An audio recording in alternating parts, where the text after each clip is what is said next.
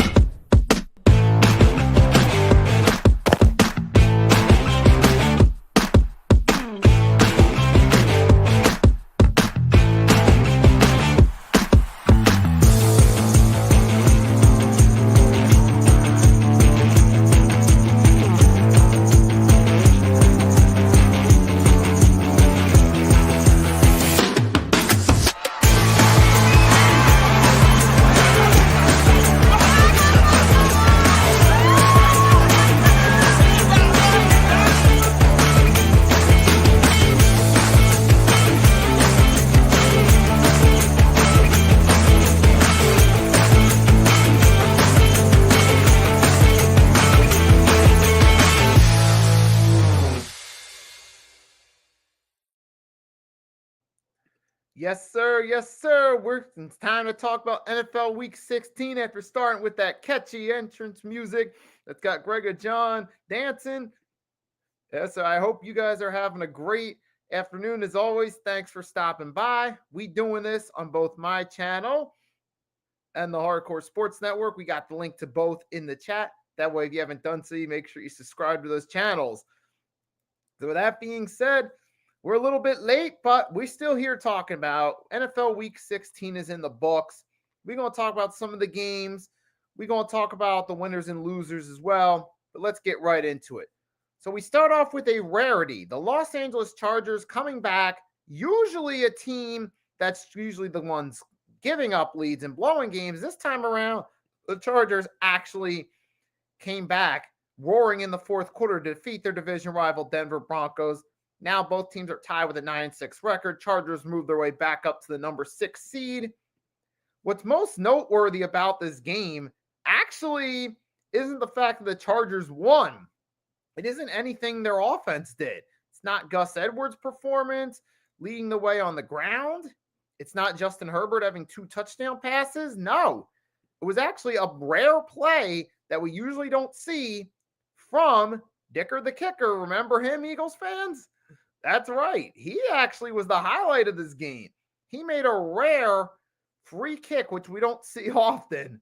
It was one of those situations that happened right at the end of the first half. What happened was there was a punt and it was a fair catch. Tremon Smith for the Broncos was called for fair catch interference, and it was supposed to be the last play of the first half. In what was a rare situation, this led to the Chargers deciding to do what is known as the free kick. And Dicker the Kicker makes the kick. And Harbaugh gave his explanation for deciding to do it. Free kick. Yeah. Let's talk about that. Cam Dicker on the free kick. What was the process there? Rule in football. And just been trying to get one of those like every game. You know, You've been trying to get one of those? Yeah. It's the first one we've made. We tried one with the 49ers. I think it was like a 70-yarder or something. 71, thanks. Mr. Dawson Probably a little. I wanted it so bad that I tried a 71-yarder. When you saw the fair catch and the flag happen, did you immediately went, "This is my moment"? Yes. yeah, pretty much how it went down. Free kick.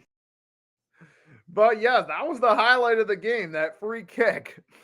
But as far as the game itself goes, hey, Broncos seem to have more momentum going into it, but we got to remember the Broncos have coasted off an easy schedule. They've had the privilege of playing teams such as the Browns, the Raiders, and they've taken advantage. They had the NFC South, which is one of the weaker divisions, and they've coasted their way to 9 wins. But now against the Chargers, who, even though they struggled lately, they have the better all-around roster and the more upside on paper, and ultimately, that's the team that won that game.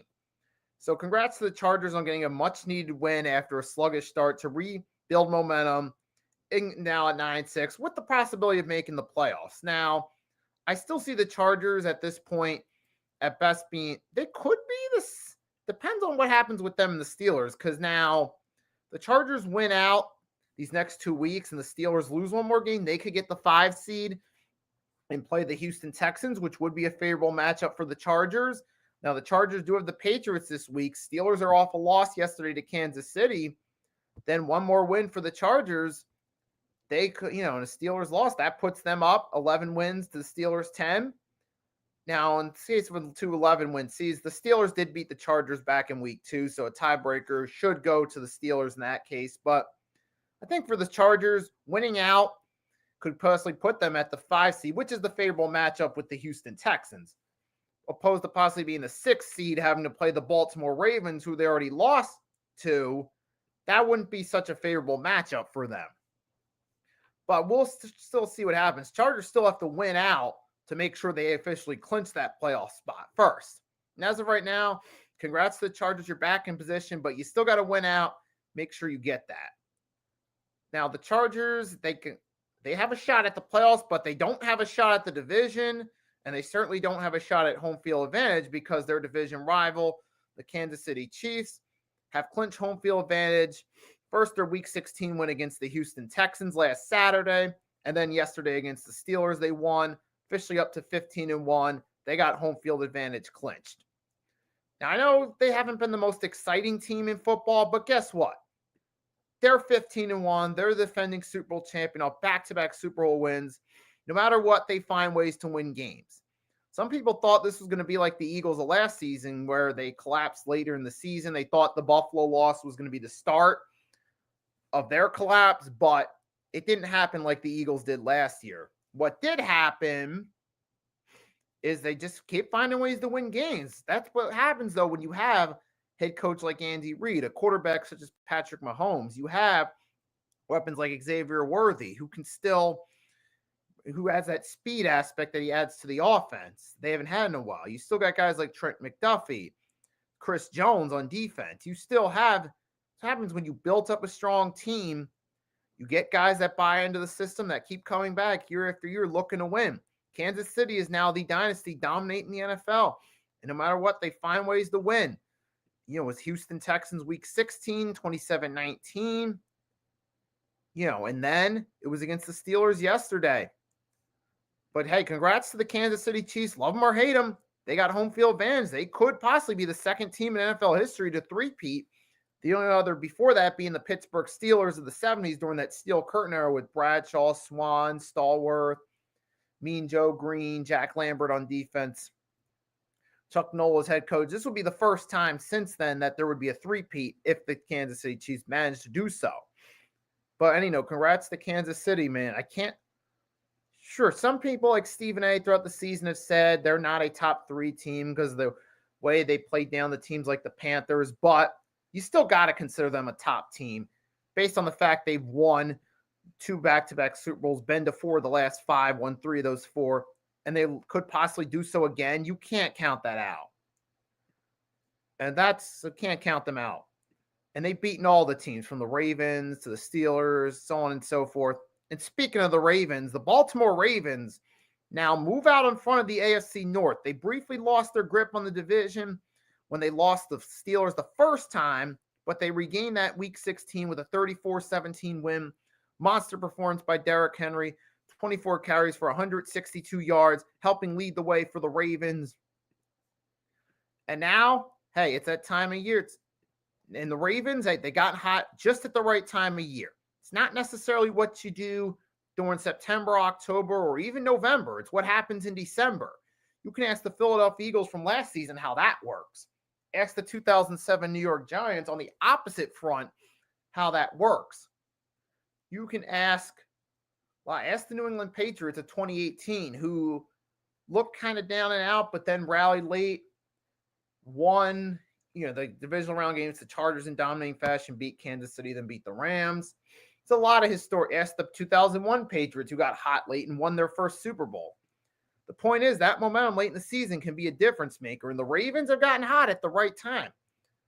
As of today, they're 11-5. They're in first place in they as of right now, they have that division, the lead on that division.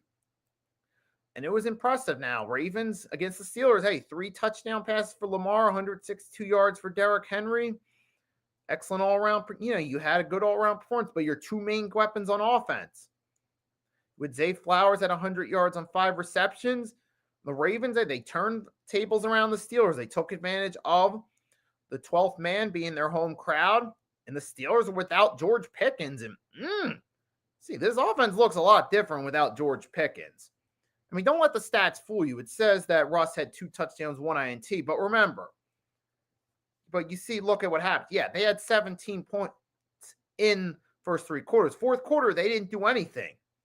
So don't let the stats fool you, because where was that Steelers Curtains offense in the fourth quarter when it mattered most? Where were they? Oh, that's right. They were turning the ball over, and the Ravens were just piling away late in the game. As we get to the start of the second half, it was punt, touchdown, downs, interception, touchdown, punt. So don't let the statistics fool you. The Steelers fell apart in the second half, and the Ravens ultimately closed the deal. And then yesterday, the Ravens beat the Houston Texans in convincing fashion to win 11 games, and the Steelers lose to Kansas City in a rather sloppy performance. Now we're starting to see the Steelers, their ceiling has fallen. We thought they were a top team and possible contender in the AFC, but now 3 straight losses to formidable foes. My team, the Eagles, division rival Baltimore Ravens, conference winner Kansas City Chiefs on Christmas Day. But the Ravens have built momentum and gotten stronger since that loss to the Eagles. And clearly the AFC North is the Ravens division. This game was the deciding factor. They earned that right. So congrats to the Baltimore Ravens. And last night, congratulations to them on their shellacking of the Houston Texans. But now brings me to a subject change. Talk about CJ Stroud of the Houston Texans. Clearly, this man has regressed from last season. We're just going to have to call it what it is. CJ Stroud is not the same quarterback he was last season, which is ironic because last season, his rookie season, he had on paper a weaker roster and still managed to dominate. Look, he had 23 TDs, the 5 INTs, 15 games. Now this year, through 16, 19 for 12. His QBRs, his ratings, 86, was 108 last year. He's taken 52 sacks to only 38 last year. Clearly a significant sign of regression. And while stats don't tell the whole story, in this case, they are a pretty good indication to CJ Stroud regressing. Now, I think part of it might have to do with the fact that last year he didn't have any pressure or expectations on him. Now, this year, after a division win and a wild card win against the Cleveland Browns, now they come back to this season with expectations to be contenders in the AFC, and it hasn't really worked out. Now, we look at their schedule this year. They've lost to Kansas City, Baltimore yesterday, an embarrassing loss, the Packers, Lions, Vikings, and they've also lost to the Titans and the Jets, which are the 2 embarrassing losses they shouldn't have had. And you look at their wins, they beat Jacksonville twice, didn't really do so in impressive fashion. They beat the Colts twice, the Chicago Bears, the Buffalo Bills, which was their best win of the season. Then you look at the Patriots, the underachieving Dolphins, and the regressed Cowboys. Those are not impressive wins at all by the Texans. So I look at this team. Yeah, this is a disappointing season for sure based off the expectations they had. They were expected to be contenders. And when I look at this team, so far, the players that have impressed me the most for this team is not CJ Stroud. Matter of fact, he's been the biggest disappointment for this team. But I'll show you guys who has impressed me the most. It's Joe Mixon, 993 yards, right on the verge of 1,000. Nico Collins, 968 receptions. Derek Stingley Jr. with 5 INTs. Those guys have impressed me more than CJ Stroud on this team. Now, as far as this question right here, has a ceiling closed? I think that's ridiculous. Now, the only reason I threw it out there is because some people, the clickbait talkers that are just looking for something to talk about, will try to go there with it. And I'm saying no, his ceiling hasn't closed at all. Now, has he regressed? Yes. Are there long-term concerns about him? Yes. Are there doubts for the future for the Texans based on the expectations we had going into the season? Oh, certainly there are. But I'm not going to say his ceiling is closed yet because we've seen it happen all the time. A quarterback can have one great season and then take a bit of a fall off the next year. Then they can have a big bounce back year the next. It happens all the time. Drew Brees' second full season as a starter in the NFL when he was with the San Diego, now Los Angeles Chargers. He had a disappointing season. He bounced back with a Pro Bowl year. You remember, you had Donovan McNabb, had a couple seasons dealing with injuries. 2007, he was rusty. Going to 2008, we kind of wrote him off. Then he had a bounce back season, helped lead the Eagles to a conference championship. The point is, quarterbacks can have bounce back seasons at any point. Remember, look at Sam Darnold with the Vikings. Now, granted, that's a backup in the right situation, but the point being is a quarterback can easily go from disappointing and then play well again. So I'm not counting CJ Stroud at all. But I am saying as of this year, yes, he has regressed. And are there long-term concerns? Yes. But it's going to be up to CJ Stroud to learn from his sophomore slump and adjust to get back to being the star he was hyped up to be at the beginning of the season.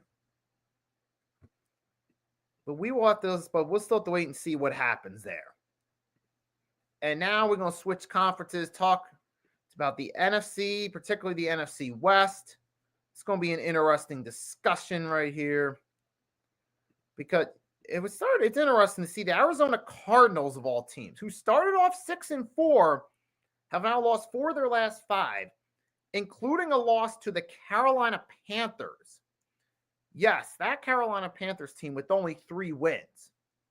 Now, granted, the Panthers have been more competitive in recent weeks, but they still aren't winning games. They still lost to the Eagles, still lost to the Cowboys, who've been a disappointment. They still lost to the Bucs. But the Cardinals managed to lose to the Panthers. Now they're 7-8, eliminated from playoff contention. But the crazy part about it is after 10 games, I was looking at the Cardinals. I thought they had an easier road ahead. Because after, their 10 games, they were 6-4. Their schedule ahead at the time consisted of Patriots, Panthers, Niners, Rams, which all looked like, at the time, easy games on paper. You thought at this point they'd be up to 9, maybe 10 wins. But since then, the Rams have turned their fortunes around. The Seahawks looked like an easy team on the schedule at the time, but the Seahawks have turned around, are still fighting to try to win the division, even though it's a long shot.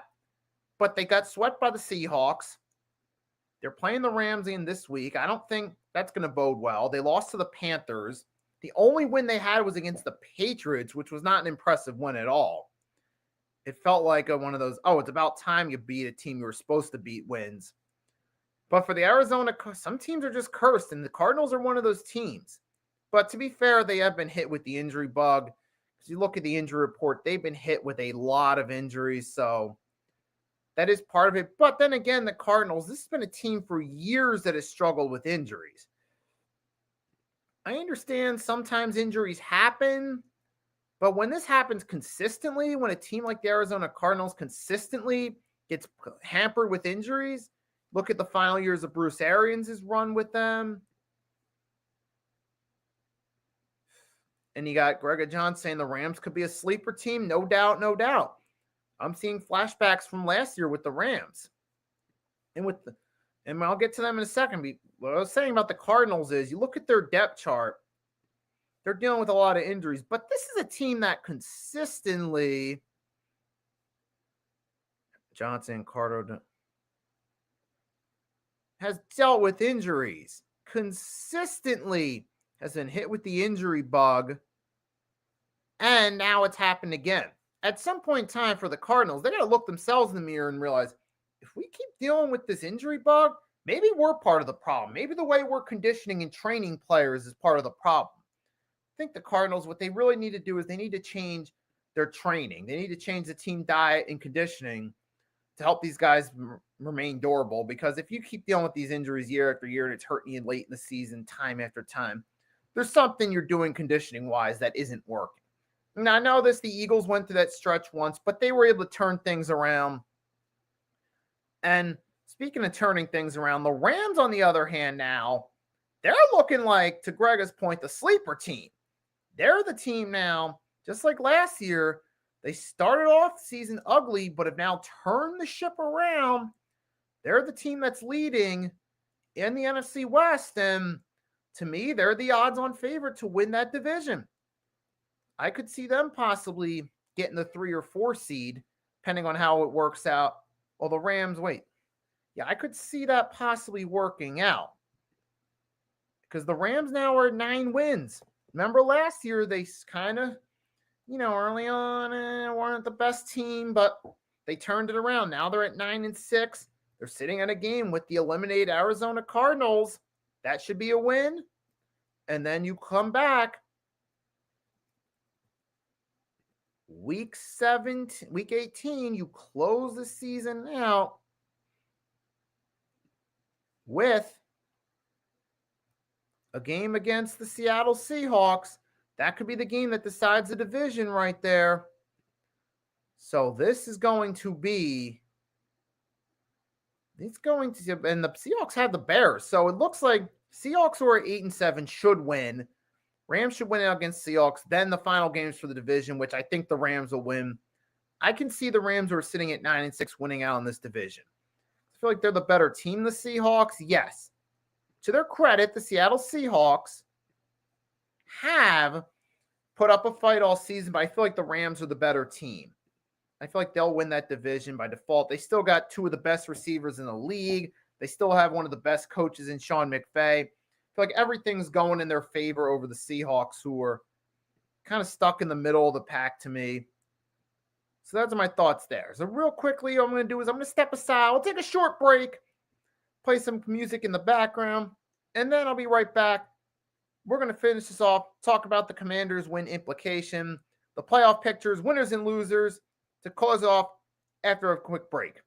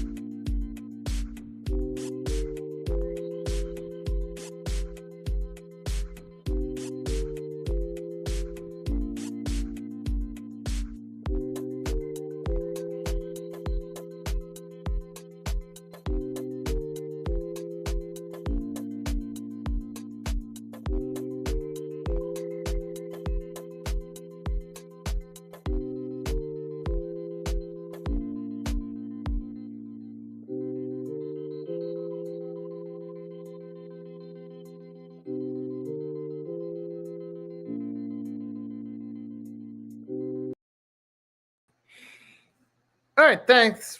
Thanks for staying with me during that quick break. Now,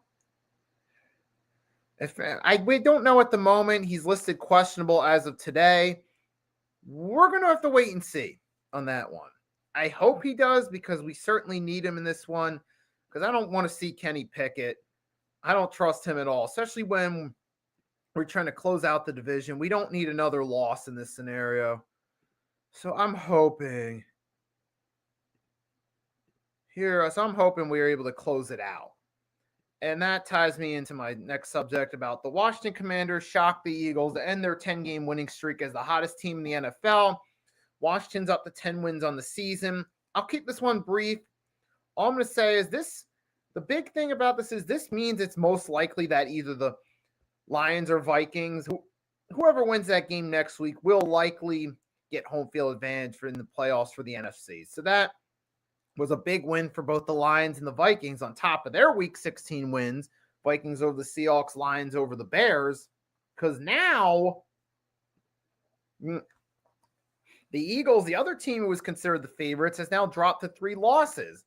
If you're the Lions or Vikings, all you have to do is win out and you get home field advantage, and the odds are heavily in their favor. I don't see the Eagles getting home field in this one. I think with the Commanders win, I mean, hey, to them, congratulations. You got your 10-win season, so you got your playoff berth, and that's great. They deserve, and to be honest, hey, even as a fan division rival, to the Commanders fans, congrats. You finally got what you've been waiting for a long time from your team. It looks like you got your quarterback of the future in Jaden Daniels, who played a hell of a game. I can't even be mad. Even though Jalen Hurts being injured did play the outcome of that game. I mean, for Washington, say, it is what it is. They're in the playoff contention. We could be seeing a rematch of the Eagles and Commanders, but hey, that now ties us into the next subject. We're going to take a look at the playoff picture now for the NFC and the AFC. Now we're going to go talk about it, and then we'll close this thing out, talk about the winners and losers. So here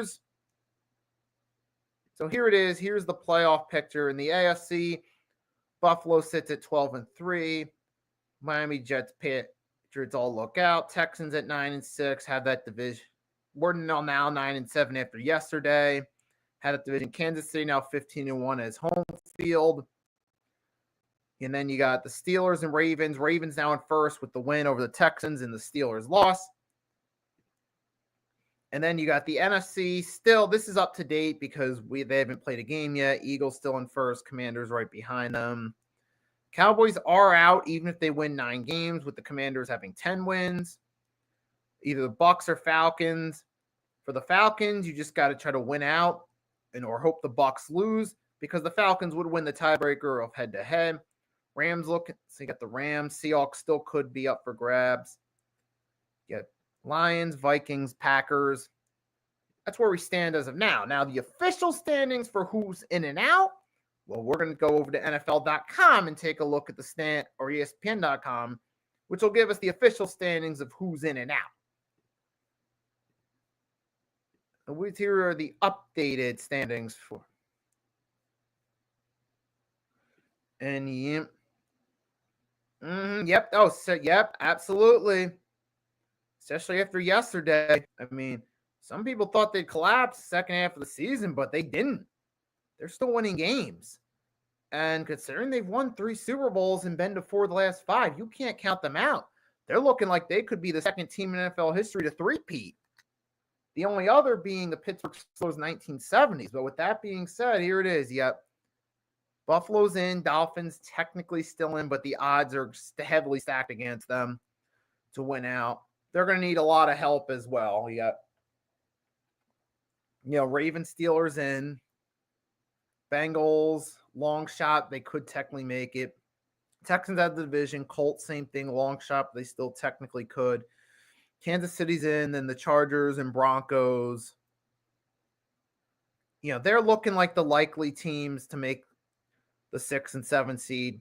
But then the NFC, Commanders have not officially made the playoffs yet, but which I'm a bit surprised. For all intents and purposes, you would think they would be in. I guess theoretically the Seahawks or Rams could still take that, but I don't see that happening. But yeah, all Lions, Vikings, Packers officially in. Falcons, Bucks said to be sided. Rams, Seahawks signed division. The other two out. So that's where the standings stand as of today. But before we go to a real quick Week 16 winners and losers, let's break it down. Week 16's biggest winners, defending Super Bowl champion Kansas City Chiefs. You won another game against the playoff-bound team, Week 16. You clinched home field yesterday. Obvious right there. Baltimore Ravens won that rematch against the Steelers, which is crucial in terms of momentum for a playoff seeding, potentially winning the division, plus the win against the Texans yesterday. Big for them. The Green Bay Packers demolishing the New Orleans Saints, building momentum for their Week 17 matchup against the Vikings. Then, of course, you have Detroit Lions, Minnesota Vikings. I'm going to cheat and count them both as winners because they stay alive to potentially get home field in the playoffs. And then, for the losers, my big losers for this week, or winners, I go with the Commanders as well. Losers, the Arizona Cardinals officially getting eliminated from the playoffs against the Tank Bowl contender. Steelers dropped their second, now their third straight game. And then the Houston Texans, like I talked about earlier, CJ Stroud's regression, their struggles to beat good teams, all that coming in play. And for the other loser for this week, I could go with the Bears and the Bears, but that's beating on a dead horse. Same with some of these other teams. For losers, I'm going to go with the Broncos because they came into that game against the Chargers with all the momentum. They didn't get it done. Chargers reclaim momentum in the playoff standings. So I'll leave it at that right there. It's all you guys that tuned in. Thanks for tuning in. I hope you enjoyed this stream. If you haven't done so, make sure to drop a like on the platform. Subscribe to the Hardcore Sports Network and Nikki Steve's channels if you have not done so yet. That being said, I hope you enjoyed your holidays. I hope you enjoy your days after. So have a great rest of your day or night if you're catching this on the replay. And until next time, it's your boy Nikki Steves signing off.